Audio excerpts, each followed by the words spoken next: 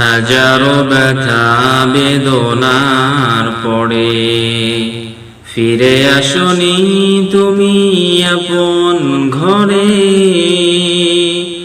দিনের আলো তুমি ছড়িয়ে দিতে চলে গেলে মদিনায় মক্কা ছেড়ে হে রাসূল।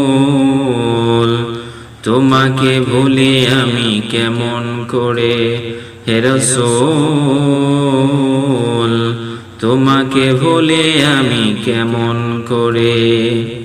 হাজারো ব্যথা বেদনার পরে ফিরে আসনি তুমি আপন ঘরে।